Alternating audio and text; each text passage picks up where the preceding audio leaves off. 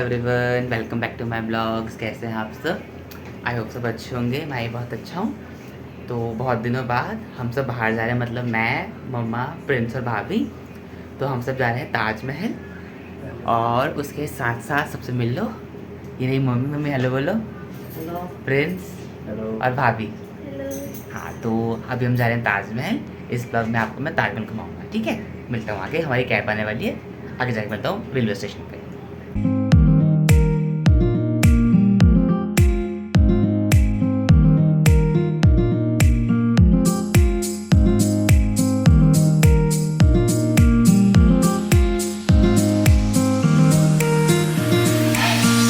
आगरा आप बस से भी जा सकते हैं और ट्रेन से भी जा सकते हैं।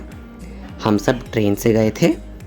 हमारी ट्रेन का नाम था ताज एक्सप्रेस और उसने ऑलमोस्ट 3 घंटे लिए थे हमको दिल्ली से आगरा पहुंचाने में। तो अभी हम पहुंच गए हैं आगरा कैंट रेलवे स्टेशन। और ना यहाँ पे ट्रेन थोड़ी आधा घंटा लेट थी। हम लेट पहुँचे आधा घंटा। और बहुत गर्मी है, बहुत ज़्यादा गर्मी है यहाँ पे भी। तो अभी तो यहाँ से बाहर जाएंगे, कुछ खाएंगे पहले। आगरा पहुंचने के बाद जब आप रेलवे स्टेशन से बाहर निकलेंगे तो आप वहां से ऑटो या कैब जो मन करे वो कर सकते हैं और डायरेक्टली जा सकते हैं ताजमहल। तो हमने भी कैब किया था जिसने हमसे पर पर्सन 50 रुपीज़ लिए, मतलब 4 लोगों को 200 रुपये लिए और हमको पहुंचाया था ताजमहल। पर ताजमहल जाने से पहले हम सबको भूख लगी थी क्योंकि ऑब्वियसली सुबह सुबह ट्रेन थी, हम कुछ खा के नहीं निकले थे घर से। तो हमने पहले थोड़ा सा खाना खाया था। सो रेलवे स्टेशन से बाहर निकलने के बाद हमने वहाँ से ली थी कैब जिसने हमसे लिए 200 रुपीज़। तो वो कैब हमको यहाँ से लेके जाएगी आगरा तक, आगरा कह रहा हूँ, ताजमहल तक। और ताजमहल के साथ में उससे पहले हमें लंच वो कर रहे हैं, अपना ब्रेकफास्ट। और इस 200 रुपीज़ में खाना इंक्लूड नहीं, खाने का हमको अलग से पे करना है। बस वो कैब का है कि हमें रेलवे स्टेशन से वो ताजमहल तक छोड़ देगा, फिर हम तो घूम सकते हैं। और उसके बाद टाइम बचेगा तो उसके आगे कहीं जाना होगा तो वहाँ कोई गाड़ी करनी पड़ेगी।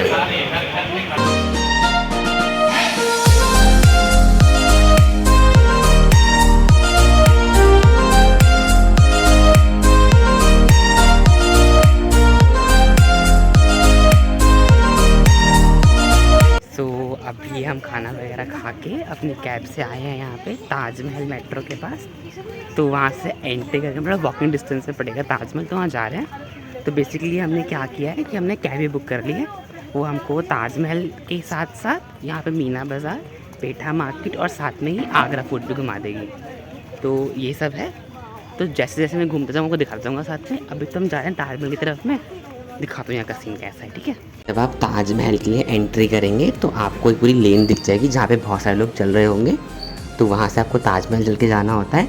और आप चाहे तो यहाँ से रिक्शा भी कर सकते हैं जो कि आपको बाहर की एंट्री से ताजमहल की एंट्री तक छोड़ देगा। उसकी आपको अलग से पेमेंट करनी होती है। तो ये आपकी चॉइस है, आप पैदल भी जा सकते हैं, रिक्शा भी कर सकते हैं वहाँ पे से। फिर जब आप फाइनली ताजमहल के एंट्री से पहुँच जाएंगे तो वहाँ पर आपको दिखेगा टिकट काउंटर। तो आप चाहे तो टिकट अपनी वहाँ से भी ले सकते हैं। दैट इज़ 35 रुपीज़ पर पर्सन इंडियन लोगों के लिए। और जो लोग बाहर के हैं उनके लिए अलग रेट्स हैं, ठीक है, फॉरेनर्स के लिए। और जो हमने टिकट ली थी, हमने अपनी टिकट ऑलरेडी बुक करवा रखी थी ऑनलाइन ही, तो हमें दिक्कत नहीं हुई थी। बाकी जब आप टिकट लेने जाएंगे तो यहाँ पे काफ़ी सारे आपको गाइड्स भी मिल जाएंगे। आप चाहे तो गाइड्स करके भी अंदर जा सकते हैं जो कि आपसे 400 रुपीज़ लेगा आपको पूरा ताजमहल घुमाने का। तो ये भी आपकी चॉइस है कि आपको गाइड करना है या नहीं करना है।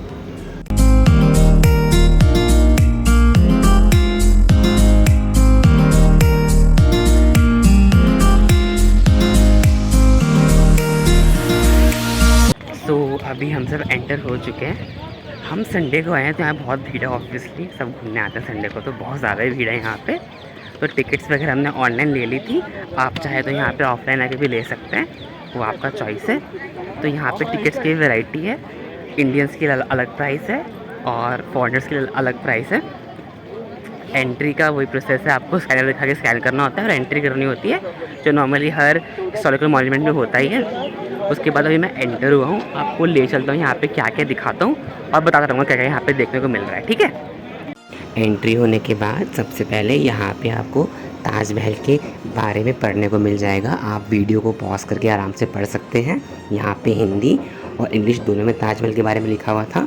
और उसी के साथ साथ हम आगे बढ़ेंगे ताजमहल की एंट्री की तरफ। फिर आगे बढ़ते हुए आपको दिखेगा ताजमहल का ये मेन एंट्रेंस, जो कि बहुत ही बड़ा है और साथ ही साथ बहुत सुंदर है। इस पे मुग़ल कालीन नक्काशियाँ की गई हैं और साथ ही साथ आप सबको ध्यान देंगे ना तो इसके ऊपर जो गुंबज बने हैं वो 22 हैं अगर आप काउंट करेंगे तो ये सबूत है इस चीज़ का कि इस ताजमहल को बनने में 22 साल लगे थे, तो इसीलिए वो 22 गुंबज बनाए गए हैं। और जब आप यहाँ से एंट्री करेंगे ना स्ट्रेट, तो आपको ताजमहल दिख जाएगा। चलिए हम भी आगे बढ़ते हैं और देखते हैं ताजमहल, जो कि विश्व के 7 अजूबों में से एक है और ऐसा कहते हैं कि ये पूरा सफ़ेद संगमरमर से बना हुआ है।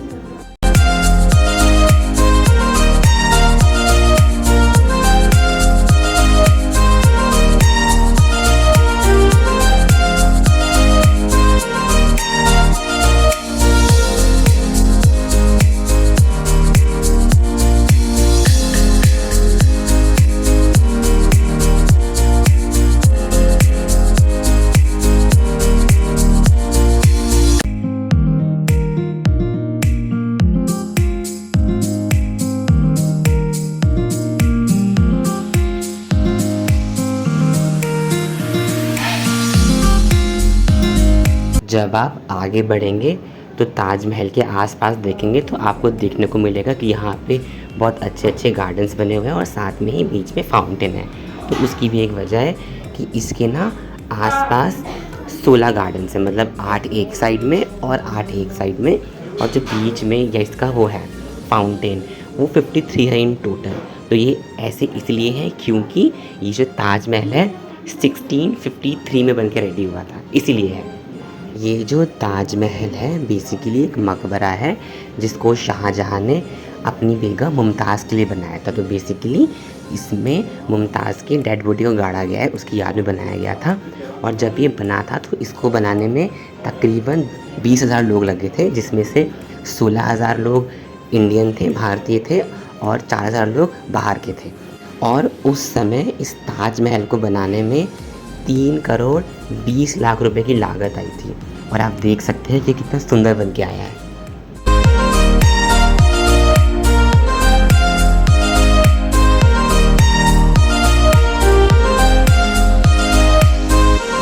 अगर आप ध्यान से देखेंगे तो ताजमहल के right side and left side में जो ये इमारतें बनी हुई हैं, तो बेसिकली ये जो राइट साइड में है ये है मेहमान खाना।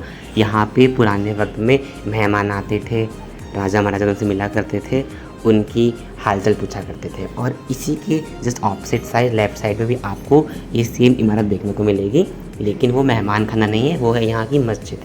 तो उस समय भी यहाँ पे नमाज़ हुआ करती थी और एट प्रेजेंट भी यहाँ पे नमाज़ होती है। तो ये 2 सेम इमारतें ताजमहल के left side and right side में है और ये राजस्थान के लाल बलुए पत्थर से बनी हुई हैं।